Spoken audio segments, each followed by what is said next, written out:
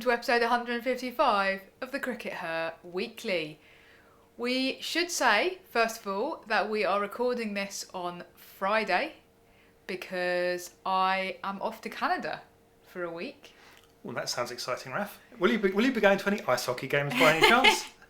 Yeah, they're not so big on cricket, but ice hockey is apparently a big thing, so I believe I will be going to an ice hockey game. That's not why I'm going to Canada, though. It is a work trip as part of my academic research, the academic side of my life. So that's exciting. And will you be okay without me at home, Sid?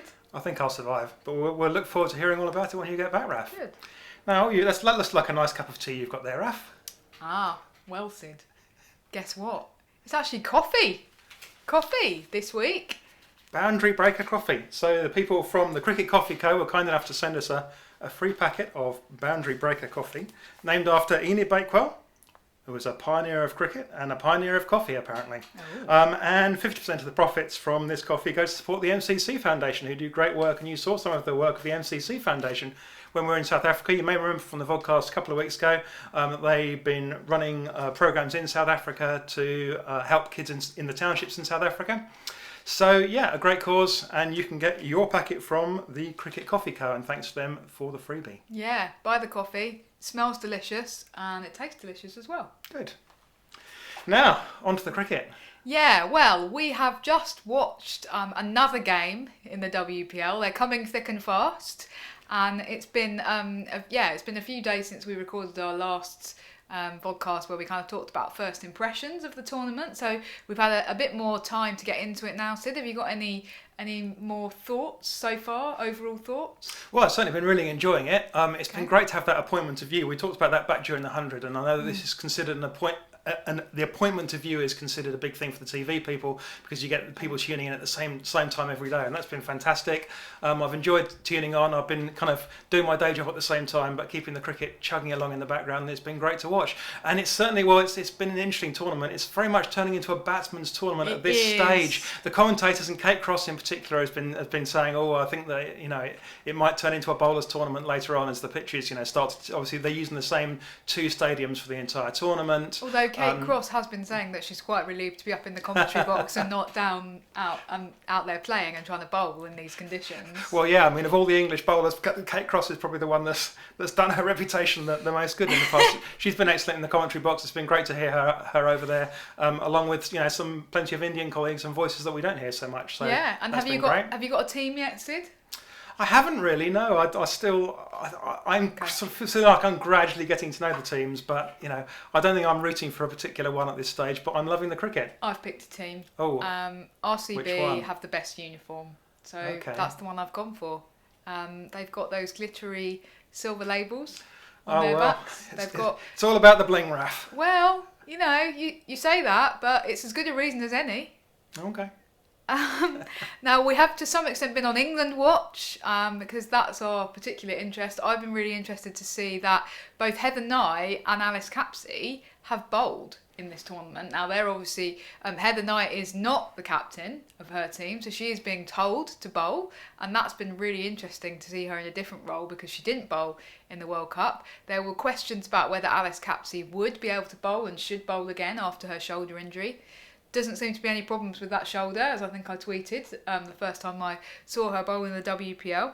So that's been interesting. And then the English batters have had a little bit of a mixed start to the tournament. So. Yeah, Nat Severs had an all right start to the tournament. She's up there towards the top end of things. Dunks has had one decent innings and one not so decent innings. Okay. But this is a tournament where the world's best are kind of really slugging it out, and there are a couple of English players up there, but there's Meg Lanning's really this is actually the first time, I think I'm not wrong about this, the first time Meg Lanning's ever played in an overseas franchise tournament. Oh, right. She's been down to play in several in the past, but has always pulled out, and this is the first time she's actually gone and played in one, and she's dominating just like she does in international cricket, isn't she? She's at the top of that tree, and she looks like she's never going to be dismissed when she's actually out there in the middle. So she's been fantastic, and mostly otherwise, it's been like definitely a batsman's tournament, but the rewards have been quite, fairly shared around, I think. You're going to get criticised for that, so because you keep saying batsman, not batter. Oh, I'm sorry. Just a flag. Well, Let's talk about Sophia Dunkley, actually, because we had a question come in this week. And it relates to dunks, so this is probably as good a time as any to bring it up. It's from Ben. It's from Andrew Brown on Twitter.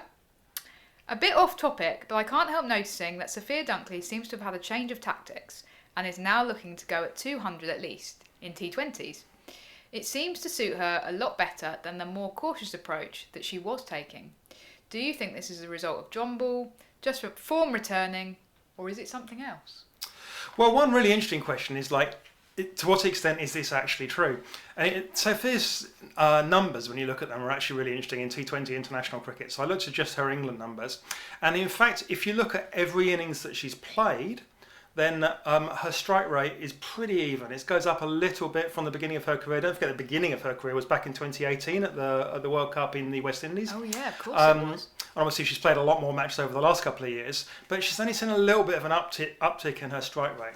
But what's interesting is if you look at innings where she's scored 10 or more runs, then there's been a substantial uptick. So towards the beginning of her career, if she made 10 or more runs, she was typically going at a strike rate of about 100. Now if she makes more than 10 runs, she's going at a strike rate of 150. So when she gets going, she is going much faster. But she's still quite inconsistent. And that we've seen that in the last few innings for England. 3 of her last 4 innings for England, she's not made runs and has gone at a strike rate of under 100. But when so she it's is the making consistency runs, that she's lacking. But when she is making runs, she's making them more quickly. Okay. So why is that? Well, what's your theory, Raf? Well, I think she's really benefited from John Lewis coming in. I guess a lot of the players would talk about this kind of change in mentality, but she seems to have been somebody who's been particularly able to embrace that. Absolutely. I thought it was really interesting that John Lewis actually had her as his T20 opener right from the outset, right from his first game as coach. He wanted her to be opening the batting in T20 cricket, originally alongside Alice Capsey. Obviously, Capsey then had the injury and then didn't open in the World Cup. So that's quite an interesting decision. But at the time, a lot of people were saying, I think that's a bit of too high a promotion for Dunkley to be opening the batting in T20 cricket. And this is only, 3 months ago. And actually, I think that's maybe a bad call and it should be Lauren Winfield-Hill opening the batting, for example. So he obviously saw something in her for her to open the batting in T20 cricket, and now she seems to be kind of established in that position. So I think that has made a difference to her. Yeah, absolutely. I think that it is very much mental. I mean, she was always had a lot of talent, but it's like she always felt like she was a little bit kind of psychologically flaky, if that's not a mean way of putting it. Whereas now she's got a lot more confidence and she's able to go out there and play with that freedom, and that freedom's the word they talk about, isn't it? It is. But I think that's what she's doing. So I think that the impact of the John Lewis factor does seem to have boosted her game. Yeah, it's interesting to think that 18 months ago when she got her first, not her first England cap, because as you say she did play a few T20s, re-debut, but her re-debut at Bristol at the Test, and she got that cap. And a lot of people were quite surprised by that and weren't necessarily expecting that. And she kind of has quite quickly, in relative terms, established herself as a fixture in the England side, and to have kind of gone from that original position that she had where she's batting at 7 to now be opening the batting. And it's happened in a relatively short space of time. But actually, she hasn't been a professional cricketer for that long, has she, Sue? No, exactly. That's a really important point as well. Yeah. That she was at Loughborough University, but she spread out her degree over a number of extra years. Okay. So that meant that there's kind of two sides to being at Loughborough, particularly in the period she was there. It's like, well, you can almost be a professional cricketer because the England girls are training there, and you have that opportunity to be kind of part of that setup even when you're still a student. But the other side of that is that if you're a student, particularly if you're someone that's come from her kind of background where she's always had drilled into her that that academics are important. It's important she works hard. It's important she gets good grades.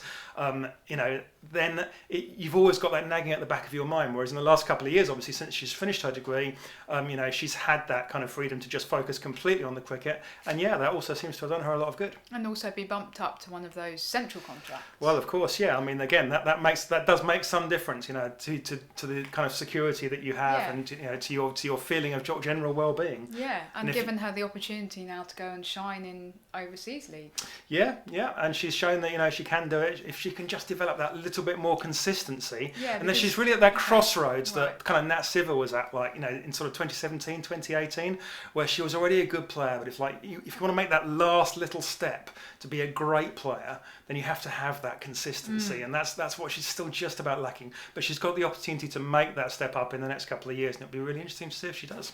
Great. Okay. We did also have another question come in relation to WPL generally, and actually about the boundary sizes. So this was the question from Ben, again from Twitter. He says, in your next podcast, please could you address how far we're bringing the boundaries in for women's cricket? I dread the boundaries moving in more than about 5 yards. Women tank the ball and don't need the boundary in too far from the men's placing of it. Please can we not kill off running 2s and 3s from the game for all sorts of reasons? So Ben has obviously given us his view there, and this has been something that's been really talked about over the first few days of the WPL, because it has been apparent, lots of discussion about the fact that the boundaries seem quite short, and there have been multiple scores of over 200, which we've never before seen in franchise cricket, and lots of sixes hit. So you've been doing actually a bit of research on this, haven't you, Sid? Well, yeah, I mean, if you look at the playing conditions, do state quite clearly for the WPL that we have a boundary size that's like 5 metres shorter than the standard international size. Okay. So they've already gone for a slightly shorter boundary. But this is actually normal in franchise cricket. So it's the same in the 100. And in fact, in the WBBL, the playing conditions remove the minimum size for the boundary completely. So you could obey the WBBL playing conditions with a 20-yard boundary. That's really interesting, and I wonder whether some of this scrutiny is because there are so many more eyes on the WPL and it's much more visible and people are kind of picking up on it in a way maybe they haven't done in the WBBL. Yeah, definitely that. And there's also, the other thing that is apparent is that actually the BCCI are not obeying their own playing conditions. The boundaries are actually, in many cases, have been smaller than the playing conditions state the minimum should be.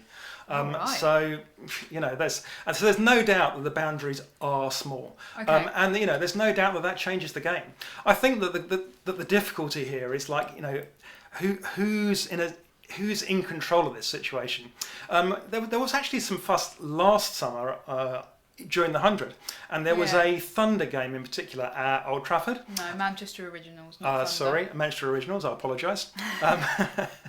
I mean, anyway, it was to all intents and purposes, it's basically the same thing. The Manchester Lancashire team. Yeah. The Manchester Lancashires, or the Lancashire Manchesters, at Old Trafford, and there was a lot of fuss about a very small boundary in that game. Yeah. And we actually spoke to someone at the ECB off the record about that, and they said, well, the thing is that this is being driven by television. The television really want the boundaries to be smaller because they want those hits.